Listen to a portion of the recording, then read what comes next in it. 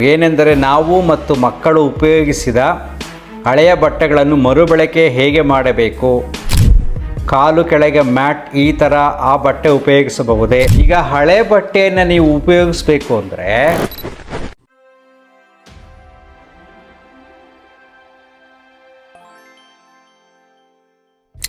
ನಮಸ್ಕಾರ ಸ್ನೇಹಿತರೆ. ಒಬ್ಬರು ಪ್ರಶ್ನೆ ಕೇಳಿದರೆ ಇದಕ್ಕೆ ನೀವು ಖಂಡಿತ ಉತ್ತರ ಹೇಳಲೇಬೇಕು ಸರ್. ದಯವಿಟ್ಟು ಏನೆಂದರೆ ನಾವು ಮತ್ತು ಮಕ್ಕಳು ಉಪಯೋಗಿಸಿದ ಹಳೆಯ ಬಟ್ಟೆಗಳನ್ನು ಮರುಬಳಕೆ ಹೇಗೆ ಮಾಡಬೇಕು, ಮನೆ ಒರೆಸಲು ಕಾಲು ಕೆಳಗೆ ಮ್ಯಾಟ್ ಈ ಥರ ಆ ಬಟ್ಟೆ ಉಪಯೋಗಿಸಬಹುದೇ? ಉಪಯೋಗಿಸಿದರೆ ನಾವು ದೊಡ್ಡ ವಾಸಿಯಾಗದ ಕಾಯಿಲೆ ಬರುತ್ತೆ ಅಂತ ಒಬ್ಬ ವ್ಯಕ್ತಿ ಹೇಳಿದ್ದಾರೆ ಯೂಟ್ಯೂಬ್ ಅಲ್ಲಿ.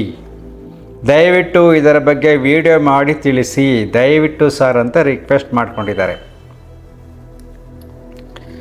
ನೋಡಿ, ಕೆಲವಾರು ಪದ್ಧತಿಗಳನ್ನು ಹೇಗೆ ಅನುಸರಿಸಬೇಕು ಅಂತ ವೈಜ್ಞಾನಿಕ ಹಿನ್ನೆಲೆಯಲ್ಲಿ ಹಿಂದಿನ ಕಾಲದವರು ತಲುಪ್ಸೋಕ್ಕೆ ಆಗ್ತಿರಲಿಲ್ಲ. ಅದಕ್ಕೇನು ಮಾಡ್ತಾಯಿದ್ರು, ಸುಮ್ಮನೆ ಏನೋ ಒಂದು ಹಿಂಗೆ ಮಾಡಬೇಡಿ ಅಂತ ಹೇಳ್ತಿದ್ರು. ಈಗ ಹಳೆ ಬಟ್ಟೆಯನ್ನು ನೀವು ಉಪಯೋಗಿಸ್ಬೇಕು ಅಂದರೆ ಅದನ್ನು ಎಲ್ಲೆಲ್ಲಿ ಹೇಗೆ ಉಪಯೋಗಿಸ್ಬೇಕು ಅನ್ನೋದನ್ನು ತಿಳ್ಕೊಂಡ್ರೆ ಆವಾಗ ಯಾವ ಸಮಸ್ಯೆನೂ ಬರೋದಿಲ್ಲ. ಹಳೆ ಬಟ್ಟೆ ಒಂದು ಕಡೆ ಹಾಕ್ಬಿಟ್ಟು ನಾವೇನು ಮಾಡ್ತಾ ಇರ್ತೀವಿ, ಫಾರ್ ಎಕ್ಸಾಂಪಲ್ ವೆರಿ ಸಿಂಪಲಾಗಿ ಯೋಚನೆ ಮಾಡಿ ನೋಡಿ, ಈ ಡೋರ್ ಮ್ಯಾಟ್ಗಳೆಲ್ಲ ಅವು ಕೂಡ ಕಾಟನ್ ಬಟ್ಟೆನಲ್ಲಿ ಮಾಡಿರ್ತಾರೆ. ಕೆಲವು ಮ್ಯಾಟ್ಗಳು ಹೊರಗಡೆಯಿಂದ ಬಂದಾಗ ಚಪ್ಪಲಿ ಹೊರಗಡೆ ಬಿಟ್ಟು ಮನೆ ಒಳಗಡೆ ಬರಬೇಕಾದ್ರೆ ಒಂದು ಮ್ಯಾಟ್ ಹಾಕಿರ್ತಾರೆ, ಅದ್ರ ಮೇಲೆ ಕಾಲು ಒರೆಸ್ಕೊಂಡು ಮುಂದಕ್ಕೆ ಬರ್ತೀವಿ.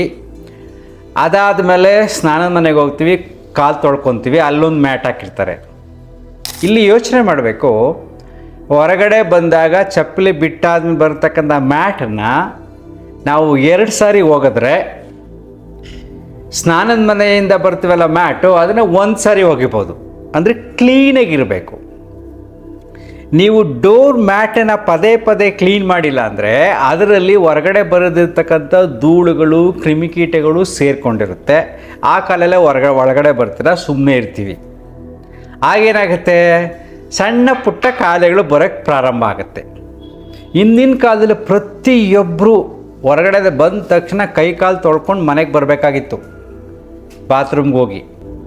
ಅವಾಗ ಹೇಳ್ತಾ ಇದ್ರು, ಎಷ್ಟು ಚೆನ್ನಾಗಿದೆ ಚಿಂತನೆ ಮಾಡಿ ನೋಡಿ, ಇಮ್ಮಡಿಯ ಮೇಲೆ ನೀರು ಬಿದ್ದಿಲ್ಲ ಅಂದರೆ ಶನಿಗ್ರಹ ನಿನ್ನ ಬೆನ್ನೇರುತ್ತೆ ಅಂತ ಹೇಳ್ತಾಯಿದ್ರು. ನಮ್ಮ ಅಜ್ಜಿನ ಹೇಳೋದು ನೆನಪಿದೆ ನನಗೆ. ಕಾಲು ಸಂಪೂರ್ಣವಾಗಿ ತೊಳಿಬೇಕು. ಸುಮ್ಮನೆ ನೀರಿಂಗೆ ಹಾಕ್ಕೊಂಡು ಬಂದುಬಿಟ್ರೆ ಇಮ್ಮಡಿ ಹಿಂದ್ಗಡೆ ತೊಳೆದಿಲ್ಲ ಅಂದರೆ ಅಲ್ಲಿ ಧೂಳಿರುತ್ತೆ ಜಾಸ್ತಿ. ಕೆಲವು ಸಾರಿ ಗಮನಿಸಿ ನೋಡಿ, ನಾವು ಧೂಳಲ್ಲಿ ಜಾಸ್ತಿ ಹೋದಾಗ ಚಪ್ಪಲಿ ಹಿಂದ್ಗಡೆ ಒಡೆದು ಹಿಂದ್ಗಡೆ ಇರತಕ್ಕಂಥ ಪ್ಯಾಂಟಲ್ಲಿ ಧೂಳು ಜಾಸ್ತಿ ಇರುತ್ತೆ ಮುಂದ್ಗಡೆಕ್ಕಿನ್ನ. ಬೇಕಾದ್ರೆ ಗಮನಿಸಿ ನೋಡಿ ನೀವು, ಆ ಚಪ್ಪಲಿ ಮೂಮೆಂಟಲ್ಲಿ ಜಾಸ್ತಿ ಹಿಂದ್ಗಡೆ ಧೂಳು ಕಚ್ಕೊಂಡಿರುತ್ತೆ. ಅದಕ್ಕೆ ಇಮ್ಮಿಡಿ ಸಂಪೂರ್ಣವಾಗಿ ಚೆನ್ನಾಗಿ ತೊಳಿಬೇಕು, ತೊಳೆದಿಲ್ಲ ಅಂದರೆ ಶನಿಗ್ರಹ ಬೆನ್ನೇ ಇರುತ್ತೆ ಅಂತ ಹೇಳೋರು. ಎಷ್ಟು ಸತ್ಯತೆ ನೋಡಿ, ಆ್ಯಕ್ಚುಲಿ ನೋಡಿ, ವೈಜ್ಞಾನಿಕ ಚಿಂತನೆ. ಯಾವ ಬಟ್ಟೆಯನ್ನು ಹೇಗೆ ಬೇಕಾದರೂ ಎಲ್ಲಿ ಬೇಕಾದರೂ ಉಪಯೋಗಿಸಬಹುದು, ತಪ್ಪಿಲ್ಲ. ಹಳೆ ಬಟ್ಟೆ ನೀಟಾಗಿ ಕಟ್ ಮಾಡಿ ಕ್ಲೀನಾಗಿ ಇಟ್ಕೊಂಡು ಚೆನ್ನಾಗಿ ಒಗೆದು ಅಡುಗೆ ಮನೆಯಲ್ಲೂ ಉಪಯೋಗಿಸ್ಬೋದು. ಪದೇ ಪದೇ ಅದನ್ನು ಕ್ಲೀನ್ ಮಾಡ್ತಾ ಇರಬೇಕು. Cleaning process is very important. ಎಲ್ಲಿ ಜಾಸ್ತಿ ಗಲೀಜಾಗುತ್ತೆ ಅದನ್ನು ಪದೇ ಪದೇ ಒಕ್ಕೋಬೇಕು.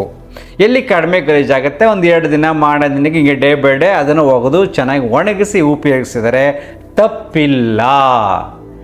ಇದನ್ನೇ ಹೇಳೋಕ್ಕೆ ಏನು ಮಾಡ್ತಾಯಿದ್ರು, ಕೆಲವಾರು ಹಿಂಗೆ ಹೇಳ್ತಾಯಿದ್ರು, ಹಿಂಗೆ ಮಾಡಬೇಡಿ ನಿಮ್ಗೆ ರೋಗ ಬರುತ್ತೆ ಅಂತ. ಆ್ಯಕ್ಚುಲಿ ನಾನು ಯಾವಾಗಲೂ ಹೇಳ್ತಾ ಇರ್ತೀನಿ, ಚಿಕ್ಕ ಮಕ್ಕಳು ಇರ್ತಾವಲ್ಲ, ಎಳೆ ಮಕ್ಕಳು ಅಂತ ಕರಿತೀವಲ್ಲ, 3 ತಿಂಗಳು 4 ತಿಂಗಳು 6 ತಿಂಗಳು 7 ತಿಂಗಳು ಈ ಥರ ಮಕ್ಕಳುಗಳಿಗೆ ಕಪ್ಪು ದಾರ ಕಟ್ತಾರೆ ನೋಡಿ. ಕೈಗೆ ಕಪ್ಪು ದಾರ ಕಟ್ತಾರೆ, ಕಾಲಿಗೆ ಕಪ್ಪು ದಾರ ಕಟ್ತಾರೆ. ಜಾಸ್ತಿ ಇಲ್ಲಿ ಕಪ್ಪುದು ಕಾಡಿಗೆ ಇಡ್ತಾರೆ. ಇದರಿಂದನೇ ಮಕ್ಕಳಿಗೆ ಪದೇ ಪದೇ ನೆಗಡಿ ಆಗುತ್ತೆ. 1 ವರ್ಷದ 2 ವರ್ಷದ ಮಕ್ಳಿಗಂತೂ ತುಂಬ ನೆಗಡಿ ಆಗ್ತಾನೆ ಇರುತ್ತೆ. ಯಾಕೆಂದರೆ ದಾರ ಕಟ್ಟಿದರೆ ಆ ಮಗು ಏನು ಮಾಡುತ್ತೆ, ಹಿಂಗೆ ಹಾಕೊಳ್ಳುತ್ತೆ. ಅದು ಜೊಲ್ಲಿರುತ್ತೆ, ಅದು ಧೂಳು ಬೀಳ್ತಾ ಇರುತ್ತೆ. ಸುಮ್ಮನೆ ಇದ್ರೂ ಕೂಡ ಧೂಳು ಗಾಳಿನಲ್ಲಿ ಬರ್ತಾನೆ ಇರುತ್ತೆ. ಆ ಧೂಳು ಸೇರಿಕೊಂಡು ಅದರಲ್ಲಿ ಕ್ರಿಮಿಕೀಟಗಳು ಬರ್ತವೆ. ಅದು ಪುನಃ ಮಗು ಆಟ ಆಡ್ತಾ ಹಿಂಗೆ ಬಾಯಿಗೆ ಹಾಕ್ಕೊಳ್ಳುತ್ತೆ. ಅದನ್ನು ನೆಗಡಿ ಆಗುತ್ತೆ, ಕೆಮ್ಮು ಬರುತ್ತೆ. ಅದಕ್ಕೆ ಏನು ಮಾಡ್ತಾ ಏನೇನೋ ಔಷಧಿ ಆಸ್ಪತ್ರೆಗಳು ಈಗ ಜಾಸ್ತಿ ಆಗಿಬಿಟ್ಟಿದೆ. ಯಾಕೆಂದರೆ ಮಕ್ಕಳುಗಳ ಈ ರೀತಿಯಾದ ಮೌಢ್ಯದ ರೀತಿ ಇದು ದೃಷ್ಟಿ ಆಗಬಾರ್ದು ಅಂತ ದಾರ ಕಟ್ಟಿರ್ತಾರೆ. ಕುತ್ತಿಗೆಗೆ ಒಂದು ಡಾಲರ್ ಹಾಕಿರ್ತಾರೆ, ಡಾಲರ್ ಕಪ್ಪು ದಾರ ಹಾಕ್ಬಿಟ್ಟು ಅಥವಾ ಒಂದು ತಾಯ್ತ ಕೆಲವು ಕಡೆ ತಾಯ್ತ ಕಟ್ಟಿಸ್ತಾರೆ. ಈ ತಾಯ್ತದಿಂದನೇ ನೆಗಡಿ ಬರುತ್ತೆ, ಕೆಮ್ಮು ಬರುತ್ತೆ, ಜ್ವರ ಬರುತ್ತೆ. ಸೊ ತಾಯ್ತ ಕಟ್ಟಬಾರ್ದು, ದೃಷ್ಟಿ ಆಗಬಾರ್ದು ಅಂತ ಏನೋ ಹೇಳಿದ್ದಾರೆ ಅಂದ್ಬಿಟ್ಟು ಅದನ್ನು ಇಲ್ಲಿ ಕಟ್ತಾರೆ, ಕಾಲಕ್ಕೆ ಕಟ್ತಾರೆ ಚಿಕ್ಕ ಮಕ್ಕಳಿಗೆ. ಹೀಗೆ ಕೆಲವಾರು ವಿಚಾರಗಳನ್ನು ವೈಜ್ಞಾನಿಕವಾಗಿ ನಾವು ಚಿಂತನೆ ಮಾಡಿದಾಗ ಅದರ ಸತ್ಯ ನಮಗೆ ಅರ್ಥ ಆಗುತ್ತೆ. ಸೊ ನೀವು ಹೆದರ್ಕೊಳ್ಳೋಕೆ ಹೋಗಬೇಡಿ. ಹಳೆ ಬಟ್ಟೆಗಳಿದೆಯಾ, ಉಪಯೋಗಿಸ್ಬೇಕು ಅನಿಸುತ್ತಾ, ಅದನ್ನು ನೀಟಾಗಿ ಕ್ಲೀನಾಗಿ ಒಗೆದು ಉಪಯೋಗಿಸಿ ಏನೂ ಆಗಲ್ಲ. ಸೊ ಇಲ್ಲಿ ನಿಮ್ಮ ಮನಸ್ಸು ದುರ್ಬಲವಾಗಿದ್ದರೆ, ದುರ್ಬಲ ನಂಬಿಕೆ ಅಂತ ಕರಿತೀವಿ. ಎಲ್ಲರೂ ಹೇಳೋದನ್ನು ಕೇಳೋದು, ಚಿಂತನೆ ಮಾಡೋದಿಲ್ಲ. ಸರಿನಾ ತಪ್ಪಾ ವೈಜ್ಞಾನಿಕವಾಗಿ ನಾವು ಚಿಂತನೆ ಮಾಡೋದಿಲ್ಲ, ಸುಮ್ಮನೆ ಹೇಳಿದ್ದನ್ನು ನಂಬಿಡ್ತೀವಿ, ಮನಸ್ಸಿಗೆ ಹೋಗುತ್ತೆ. ಆಗ ನಿಮಗೆ ಗಿಲ್ಟ್ ಕಾಡುತ್ತೆ. ಅಯ್ಯೋ ನಾನು ಈ ಬಟ್ಟೆ ಉಪಯೋಗಿಸ್ತೀನಿ, ಇದರಿಂದ ನನಗೆ ಆಯ್ತೇನೋ ಅಂತ ಅಂದ್ಕೊಂಡ್ರೆ ಪದೇ ಆ ರೀತಿ ಅಂದ್ಕೊಂಡಾಗ ಸಣ್ಣ ಪುಟ್ಟ ಕಾಯಿಲೆ ದೊಡ್ಡದಾಗಿ ಕಾಣುತ್ತೆ. ಅದೇ ಮಾರಣಾಂತಿಕ ಕಾಯಿಲೆಯಾಗಿ ಕನ್ವರ್ಟ್ ಆಗುತ್ತೆ.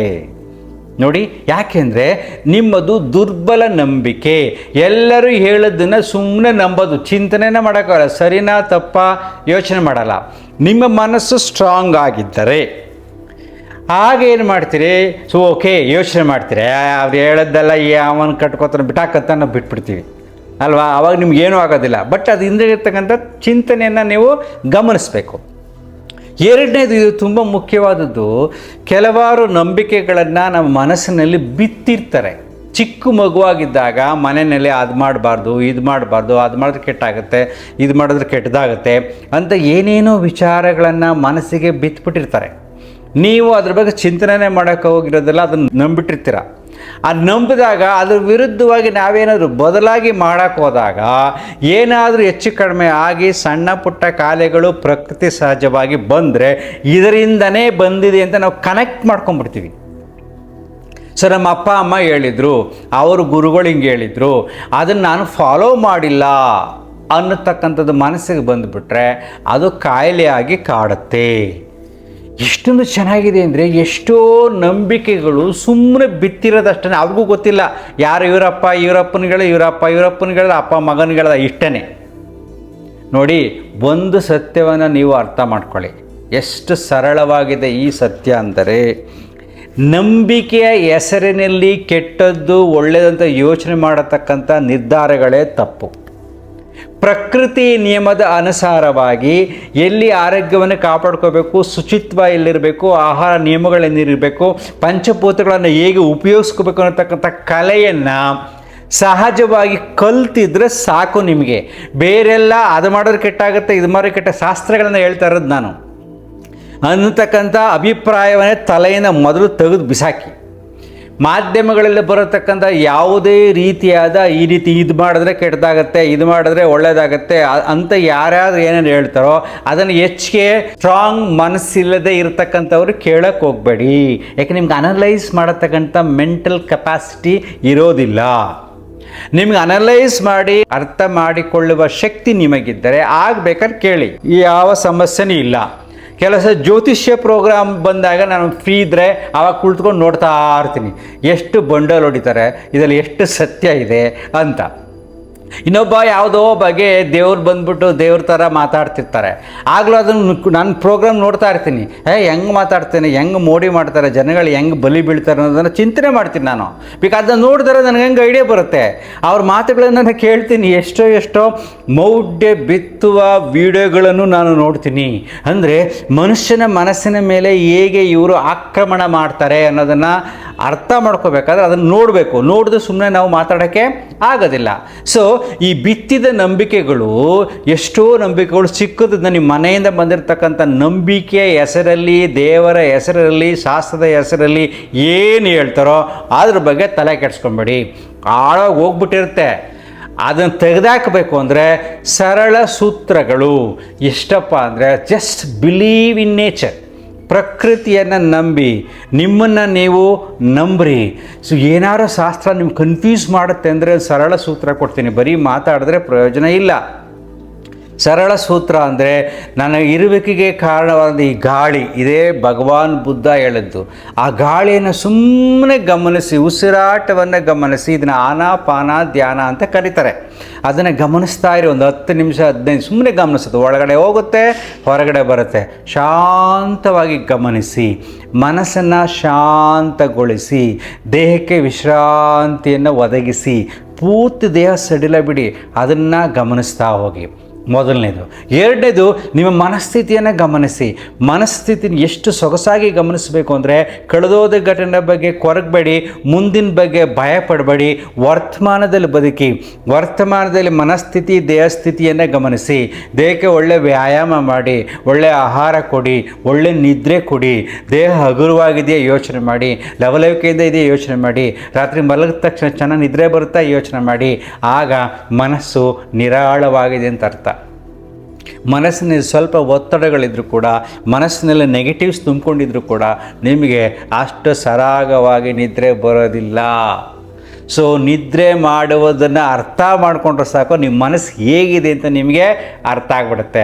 ಸೊ ಮನಸ್ಸನ್ನು ರಿಲ್ಯಾಕ್ಸ್ ಮಾಡಿ, ಉಸಿರಾಟವನ್ನು ಗಮನಿಸಿ, ಪ್ರಕೃತಿದತ್ತವಾಗಿ ಸಿಗತಕ್ಕಂಥದ್ದನ್ನು ಉಪಯೋಗಿಸ್ಕೊಂಡ್ರೆ ನಿಮಗೆ ಅಷ್ಟು ಸಾಕು. ಸದ್ಯಕ್ಕೆ ಎಲ್ಲ ನಂಬಿಕೆಗಳನ್ನು ಬಿಟ್ಟಾಗ, ಆ ಎಲ್ಲ ನಂಬಿಕೆಗಳಿಂದ ಹೊರಗಡೆ ಬಂದಾಗ ಇದು ನಿಮಗೆ ಸಹಾಯ ಮಾಡುತ್ತೆ. ನಿಧಾನವಾಗಿ ಅರ್ಥ ಮಾಡಿಕೊಂಡು ಈ ಸಮಾಜಕ್ಕೆ, ಸಂಬಂಧಗಳಿಗೆ ಸ್ಪಂದಿಸುವ ಕಲೆಯನ್ನು ನೀವು ಕಲ್ತ್ಕೊತೀರ. ಸುಮ್ಮನೆ ಧಿಕ್ಕರಿಸೋಕ್ಕೂ ಆಗಲ್ಲ. ಧಿಕ್ಕರಿಸಬೇಕಾದರೆ ಸಾಮರ್ಥ್ಯವಿರಬೇಕು, ತಿಳುವಳಿಕೆ ಇರಬೇಕು. ಅದಕ್ಕೆ ನಾನು ಹೇಳೋದು, ಅಂತರ್ಮುಖಿ ಸದಾ ಸುಖಿ. Thank you.